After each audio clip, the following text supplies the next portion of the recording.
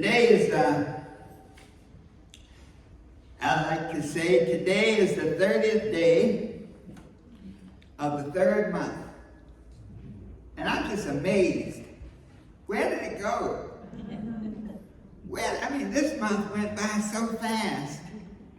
It's like, where is the world seems to be operating on steroids. And you look up every day and it seems like a minute is an hour and an hour is a whole day, and it's gone by. So at Unity of Wilmington, we like to measure the days and the months and the years in the terms of where we are. So we're at the 30th day of the third month, which means that we have 8 months and,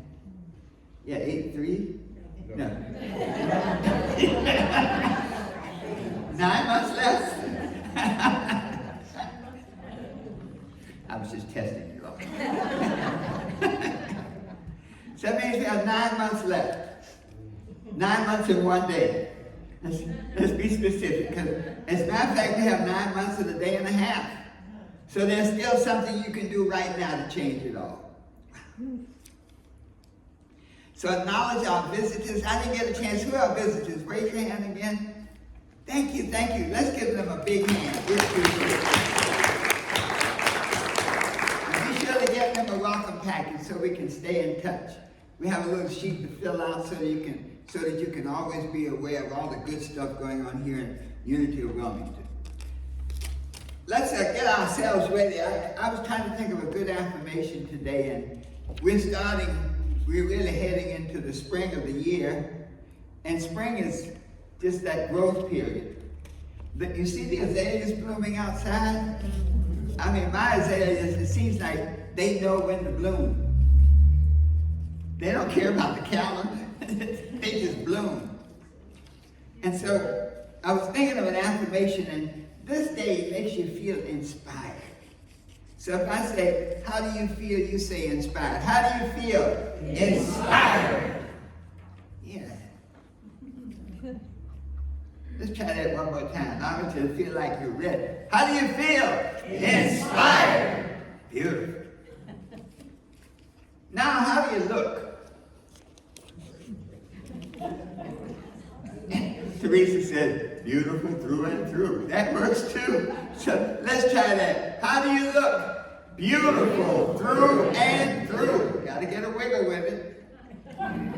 If you don't wiggle, it's something about motion and thought going together. It like burns itself into your consciousness. So how do you feel? Beautiful through and through. Give yourself a hand. Well, today is a great day for living, sharing, and being alive.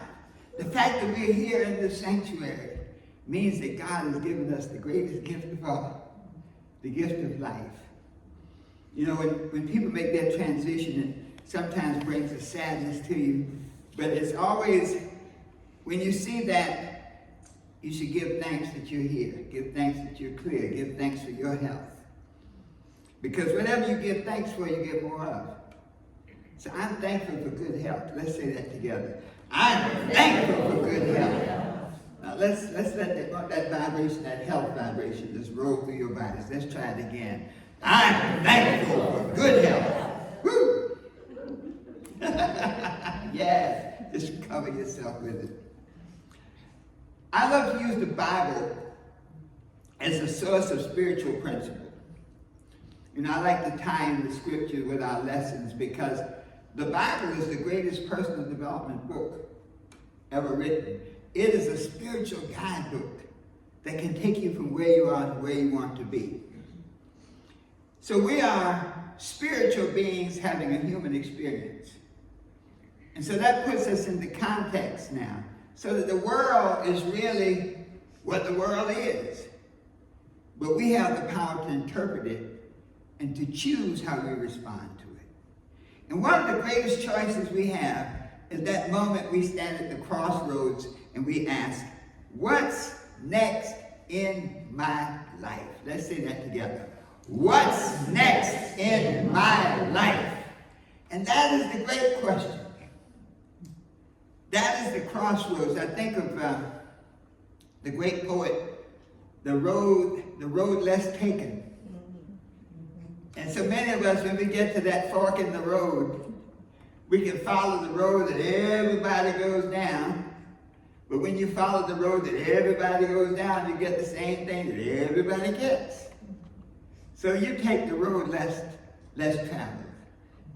I wish I could have met Robert Frost, you know? I think we'd have had a ball, walking and sitting and talking. So what is next in your life? There's a quote, and the source is unknown. I really tried to track it down, but it makes so much sense. It says, every next level of your life will demand a different you. Every next level in your life demands a different you. Einstein said if you do the same things and expect a different result, that's insanity. And so this idea of what's next is saying, this is a powerful thought, because it's saying now that when we face the crossroads of life, the crosswords of life, I like that. We face the crosswords of life and we wonder, what's the word? Okay. I have to laugh at myself. Sometimes when you make a mistake, it's not really a mistake, it's just sometimes your mind and your mouth are like slightly out of sync. But when we face the crossroads of life, there's a great perspective, and it's this, that when you are faced with a challenge, there's a purpose to that challenge. It just doesn't happen because it's just you, and the universe doesn't like you, or God is mad with you. It's you because you need a new change. You need a transformation. There needs to be a better you. You know, if there were no Goliath, there would be no David. And so every time we face the crossroads and the crossroads of life, and we ask what is next, it's an opportunity to create a new you, to create a new version of yourself that's more congruent with where you want to go than where you have been. When we face these challenges of life, one of the most important mindsets is this: you're not alone. That is a natural part of life. Growth, the one thing constant in the universe is change. And the one thing constant in change is growth. And so when we're faced with challenges of life, just say, hey, this is a sign to me that I need to change. I need to do something different. Is there anybody here that feels that they're at a point in their lives where they need to do something a little different? I'm ready to both my hands. Okay, yeah. And the beauty is that we have the power to do that. And so we have to ask ourselves, are we a lot like the caterpillar? That right now we're going through the caterpillar stage in our lives. We got a lot of caterpillar people around and caterpillar thinking. But inside, we really know there's a butterfly inside. There's a beautiful butterfly, and it's just waiting to come out. But you have to go through the transformation. You can't just become a butterfly. You have to go through the process. So handling this process is really what next is all about. How do you become a butterfly? You go into your cocoon, and you let the process take place. So I'd love to share a story that kind of typifies the message today. When I was a young man, when I was a child, really, I was probably 8 or 9, my dad had gotten hurt, and he had this ugly gash in his leg, and it got infected, and he went to the doctor, and nobody seemed to be do anything for it. And so my mother, on the advice of Miss Annie was an old lady from South Carolina. From so far back in the woods, they didn't even have a zip code. You'd leave the mail over there by the tree, okay? But she believed in root workers.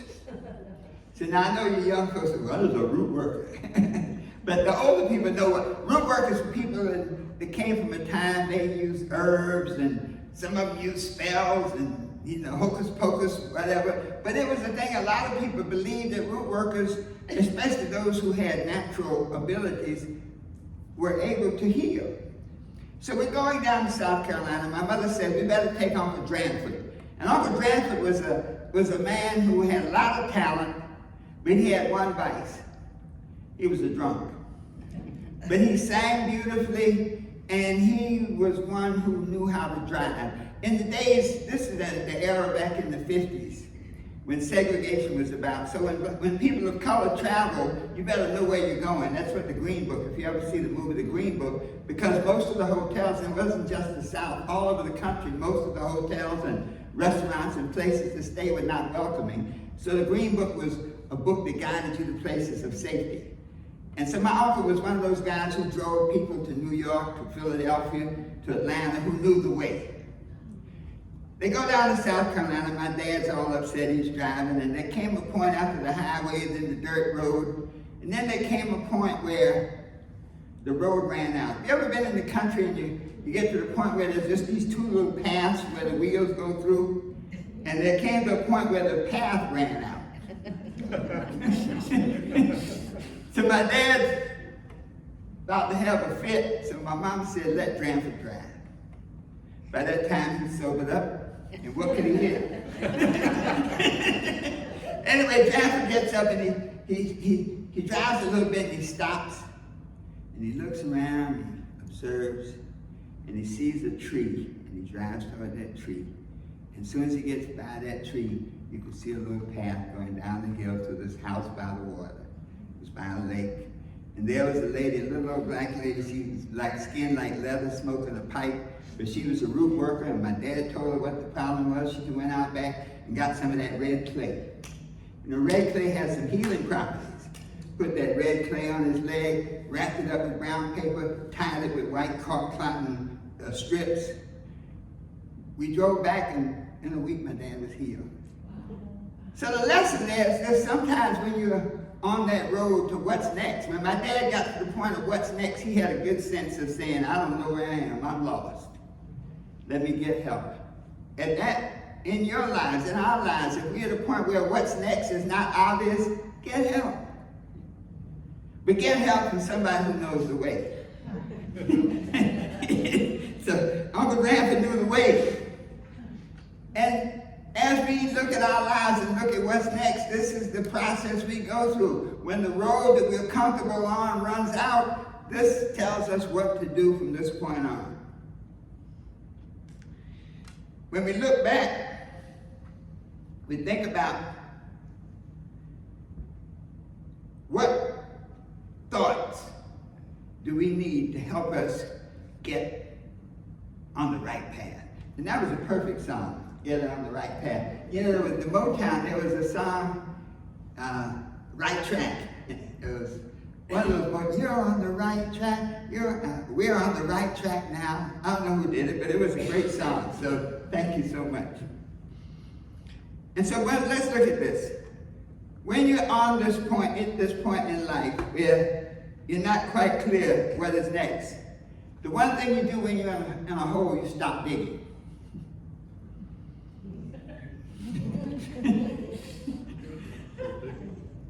See, I had to sink in a minute.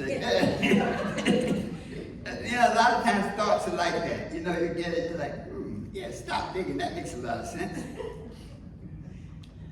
And so the lesson today is this, that when you come to the crossroads in life, number one, realize that it's a sign that you need to change.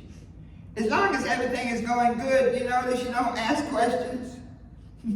When all the stuff is working the way you want it to go, you're like, I'm just rolling along. It's a good trip. But when things are not going well and you're at the crossroads and you're wondering what to do next, the key point is this, is to recognize that that's natural, that indicates it's time for you to change. But then there's a spiritual aspect of it. Romans 12th chapter, 2nd verse, one of the most powerful passages in the Bible. And it says, be not conformed to this world, but be you transformed by the renewing of your mind. So this says that if you're at a crossroads in your life and you're wondering what to do next, it's okay. And all you have to do is change your thinking. Change your attitude. The moment you change your thinking and change your attitude, everything looks differently. So you say, I'm not alone. People have been here before. They have survived and thrived. What must I do to create a next that's great for me? There are 3 steps. And I'll say what they are and then we'll go into them. Number 1, pause and reflect.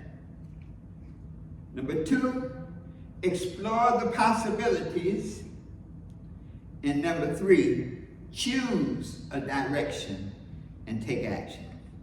I hope I'm making it real simple, because I want us to be able, when we go out of here, to any challenge, any roadblock, any crossroad that we have, we can deal with it.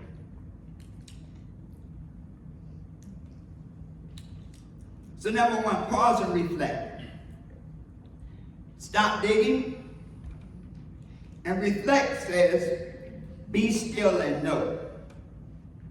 The scripture is the Psalms, the 46th verse, the 46th chapter and the 10th verse.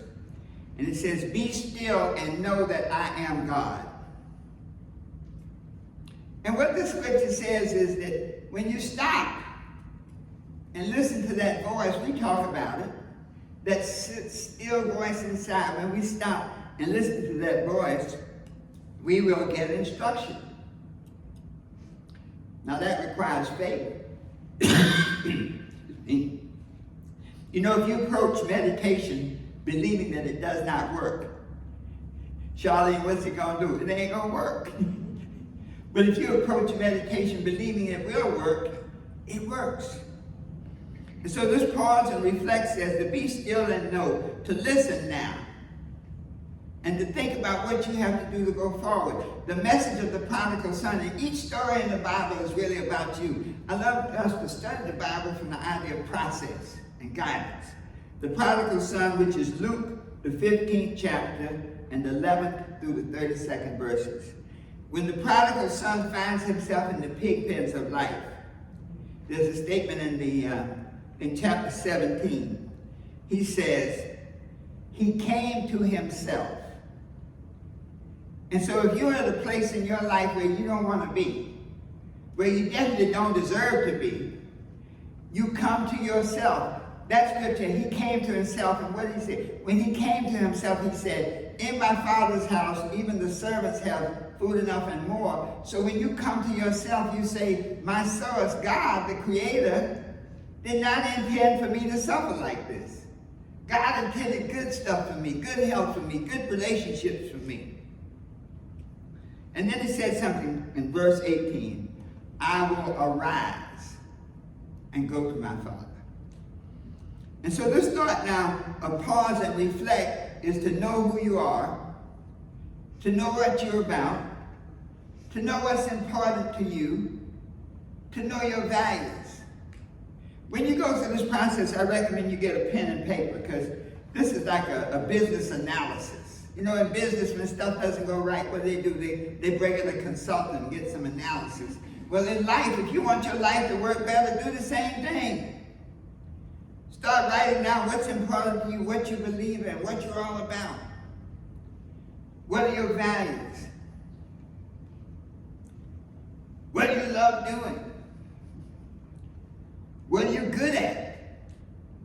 You know, when you love doing what you're good at, it creates a harmonic vibration that makes you literally receptive to ideas that you had no idea were there.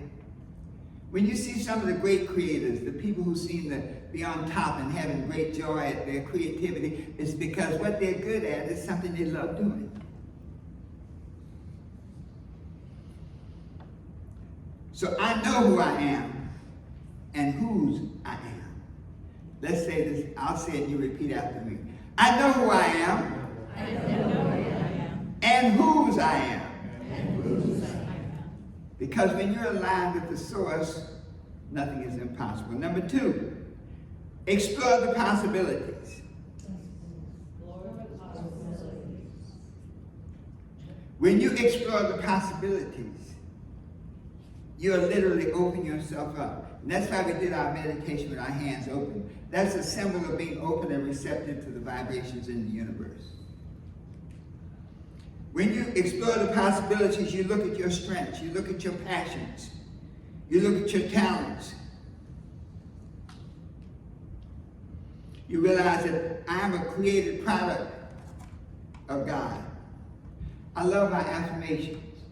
You realize I was created for divine purpose.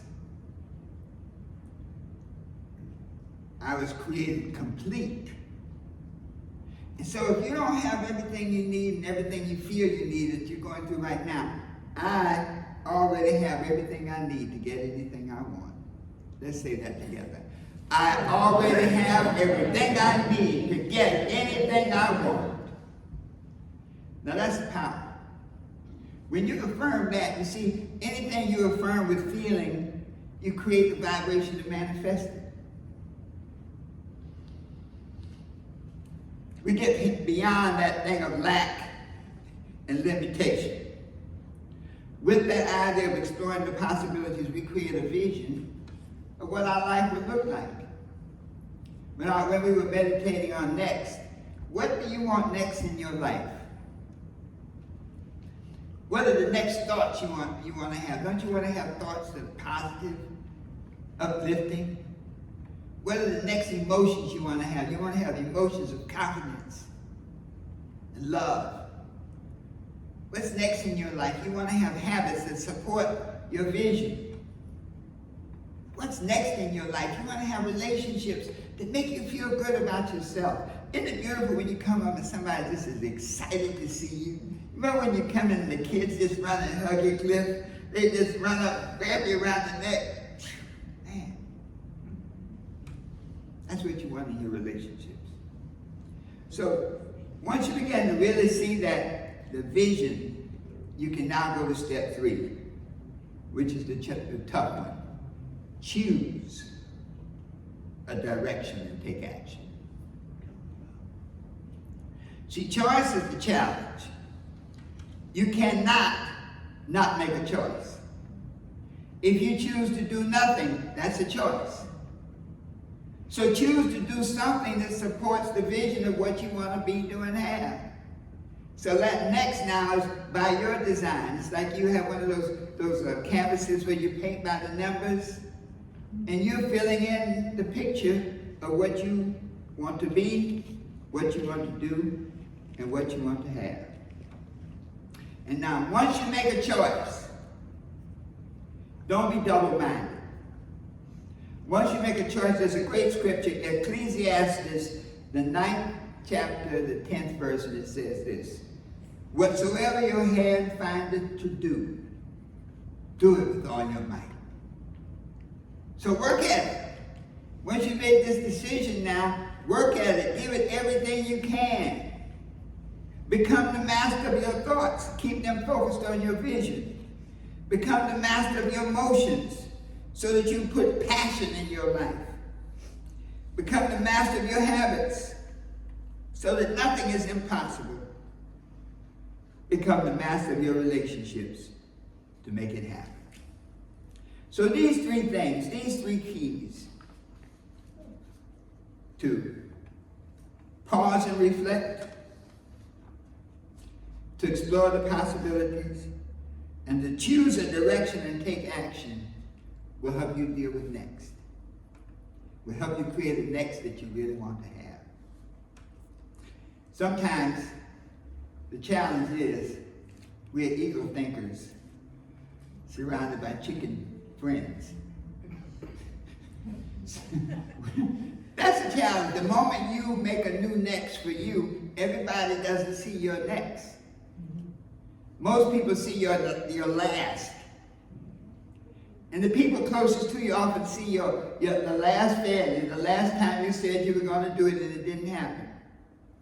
And so from this day forward, when you say next, I want you to think about the eagle, to think about flying. I'm gonna put this song in your mind. That as you think about next, let the thought be. I believe I can fly. I believe I can touch the sky. Think about it every night and day. Grab your wings and fly away. I believe I can soar. Soar right up to that open door.